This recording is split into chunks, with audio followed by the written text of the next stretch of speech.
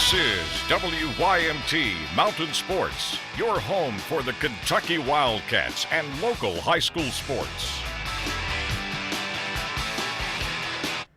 Win or go home, the motto for the next 3 weeks of high school basketball. Yeah, that's right. Each region down to its final 8, with the girls taking center stage tonight and tomorrow. We begin in the 14th region with a team that has won 3 of the last 4 regional tournaments. Charles Davidson and Owsley County trying to knock off defending champ Perry Central for a second time this season. Lady Doors out quickly. Rachel Curry, the tough bucket inside to put Perry up 4. Then they work it around the horn to Morgan Eddington. She's not going to miss from that spot. Perry by 5. Off an Owsley turnover, Whitney Evans drives, dishes, Perry Coots finishes an 18-2 run for Perry Central. Lady Owls, they'll make a run. Ronnie Bennett inside to Alyssa McIntosh for 2. The freshman Macy Gibson going to work off another feed from Bennett. Gibson the bucket and the foul, cutting into the deficit. But Perry Central is the defending region champ for a reason. The Lady Commodores win and advance. They beat the Lady Owls 60-48. 13th region first round, Knox Central and Clay County. Wait for it, wait for it. There's John North. There's John North, our favorite person from Barberville. He's yawning. May need a little sleep tonight. First quarter, J.C. Cotton, the drive and the kick game working. Kelly Roberts rocking from downtown early. Now it's Abby Mills for Knox Central. The downtown game not working for her, but she's got a good teammate helping her out there. That's Madison Taylor with the putback. Later, Roberts, as smooth as they come. Maybe a little push off there. Maybe. Clay by 1, and then Cotton. A little different game style here. Strong jump shot, and her jumper is on fleek. Second quarter, Knox on the break. Tony McComb, she's an 8th grader, blowing past everybody and then dishing it off to Madison Taylor. Up and good. Wendy Messer has herself a club to watch out for in the coming years. Courtney Woods, though, she's been around the block a time or two, misses once, but she isn't missing twice. I am way too strong for you all. The N1 bucket for Woods. Clay County advances to the semifinals over Knox Central.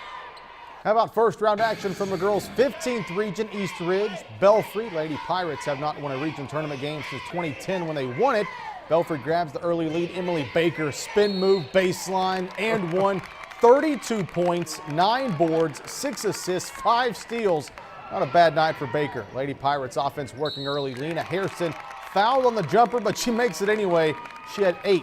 East Ridge struggled to put the ball in the hoop early in this one. Their first field goal coming with early 2.5 minutes left in the first quarter. Tamara Thacker's 3-pointer. East Ridge cut the Belfry lead down to as many as 1, but the Lady Pirates close out the game. Baker, 17 of 21 at the free throw line. Belfry wins at 72-63. Harlan was supposed to play Corbin at the end of the regular season, but it never happened. Game was canceled due to, well, weather. The weather. And then look what happens. The two draw each other in the first round of the 13th region tournament.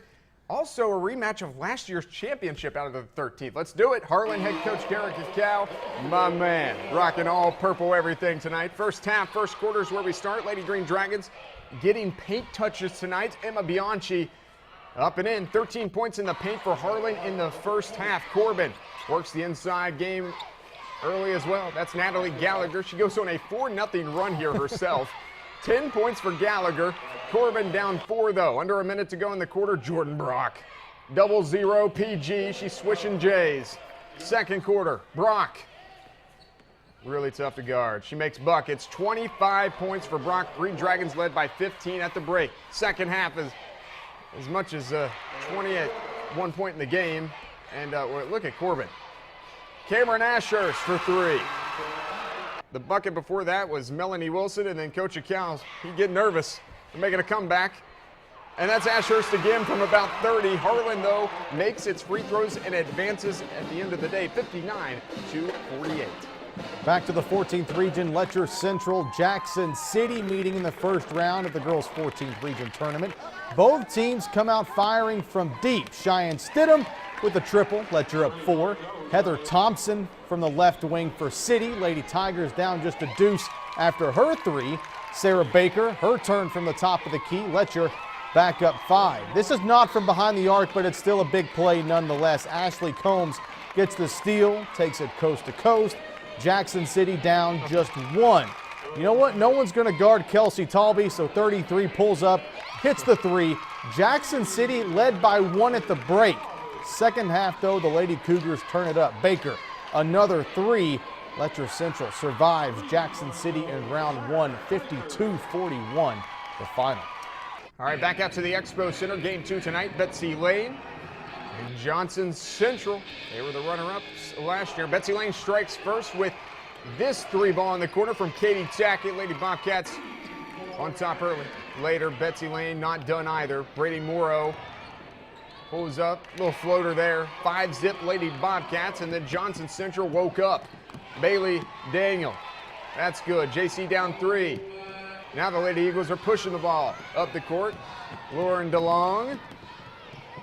No one stops her. Easy lay-in for DeLong. Johnson Central hustling now after a loose ball. That's Allie May.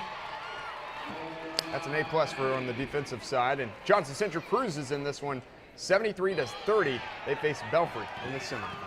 Also going on tonight out in Somerset, the girls' 12th region tournament tipping off. No, this is not a typo. Southwestern beat East Jessamine by the score of 78-54, and Boyle knocked off host Pulaski County by the exact same score, 78-54. Southwestern and Boyle County will play Friday night in the regional semifinals.